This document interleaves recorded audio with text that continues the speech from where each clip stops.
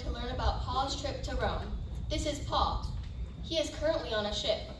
This ship just left the port of Phoenix in Crete, thinking it would be safe to set sail, but soon a strong wind called the Northeastern swooped in from the land. The ship was unable to move and was driven along. On the third day of being violently storm-tossed, they threw the ship's tackle overboard.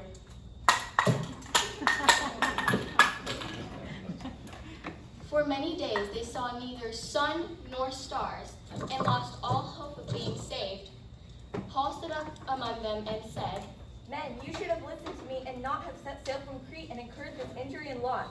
Yet now I urge you to take heart, for there will be no loss of life among you, but only of the ship. For this very night there stood before me an angel of the God to whom I belong and whom I worship, and he said, Do not be afraid, Paul. You must stand before Caesar, and behold, God has granted you all those who set sail with you. On the 14th night of being driven around the sea, they suspected they were nearing land. They took a sounding, and they found they were 20 fathoms. What's a fathom? A little further on, they took another sounding and found 15 fathoms. Afraid they would run upon the rocks, they let down 4 anchors and prayed for day to come. We're all gonna die! Help! I can't swim! Today is the 14th day that you have continued in suspense and without food, having taken nothing.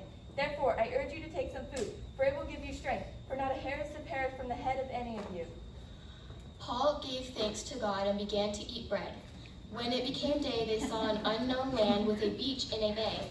They planned to land the ship on the beach, but as they headed toward it, they struck a sandbar and the ship got stuck.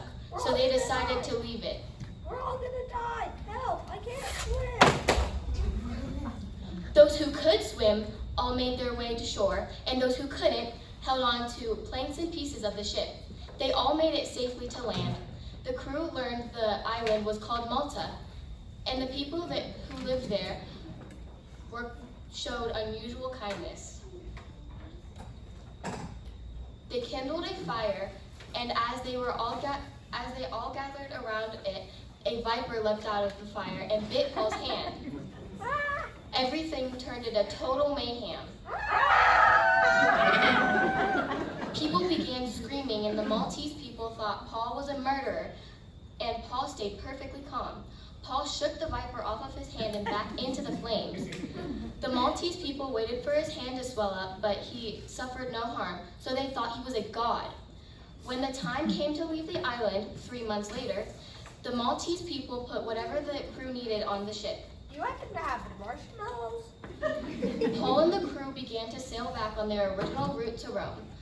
When they finally reached their destination in Rome, Paul preached about the Lord Jesus Christ with boldness and without hindrance. He lived there for 2 whole years and welcomed all who came to him. The end.